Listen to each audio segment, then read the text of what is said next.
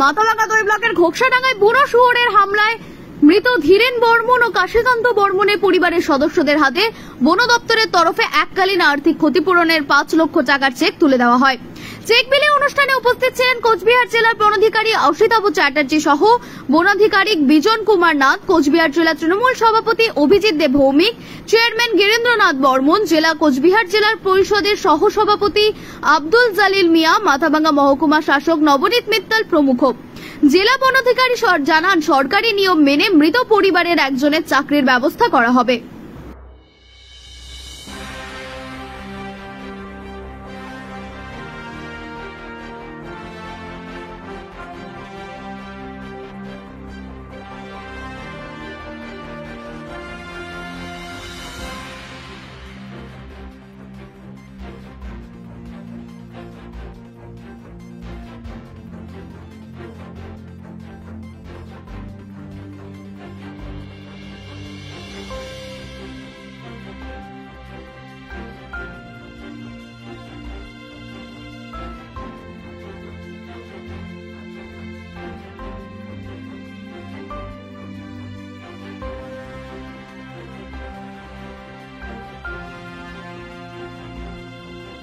তিনি আমাদের ইয়েতে বন্য শুকরের আক্রমণে মারা গিয়েছিলেন।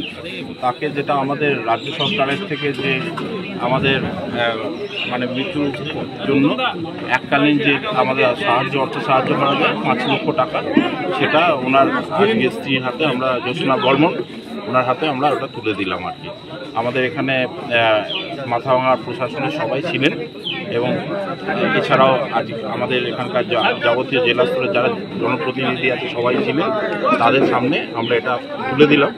এছাড়াও যেটা আমাদের সরকারি বর্তমান আদেশনামার যেটা অনুযায়ী ওনাদের যিনি মানে যিনি লিগাল হেয়ার আছেন বা মানে উত্তরাধিকারী আছেন, তার যে চাকরির যে বিষয়টা, ফরেস্ট ভলেন্টিয়ার হিসেবে এনগেজমেন্টের যে বিষয়টা, সেই বিষয়টাও আমরা আজকে ওনাদেরকে জানালাম এবং যাতে সেটা হয় তার জন্য যা যা করার জন্য ওদেরকে একটু অনুরোধ করলাম আমরা আর কি। এটাই আমাদের পরবর্তী পরিস্থিতিতে এই ঘটনার জন্য আমরা অত্যন্ত দুঃখিত। মাননীয় মুখ্যমন্ত্রী এই অসহায় পরিবারের পাশে দাঁড়িয়েছেন এবং তার স্ত্রী জ্যোৎস্না বর্মনের হাতে 5 লক্ষ টাকার চেক মাননীয় মুখ্যমন্ত্রী পাঠিয়েছেন। সেটা ডিওফও, এখানকার এসডিপিও এবং এসডিও সহ তাদের হাতে এটা আমরা তুলে দিতে পেরে আমরা অভিভূত, কিন্তু সত্যিই বেদনার প্রকাশের কোনো জায়গা নেই। তবু এরকম একটি পরিবারের পাশে দাঁড়াতে পেরে মাননীয় মুখ্যমন্ত্রীর সহায়তায় আমরা নিজেদের ধন্য মনে করছি। এই পরিবারকে আরেকটি চাকরির কথাও ডিওফও বলে গেলেন, যেটা ফরেস্ট পুলিশের তারা পাবে, সেটাও সরকার এনশিওর করেছে। এরকম ক্ষতিগ্রস্ত পরিবারের পাশে সরকার আছে। মাননীয় মুখ্যমন্ত্রীর প্রতি মাথাভাঙার মানুষ কৃতজ্ঞ, যেরকম একটি অসহায় পরিবার পাশে তিনি দাঁড়িয়েছেন।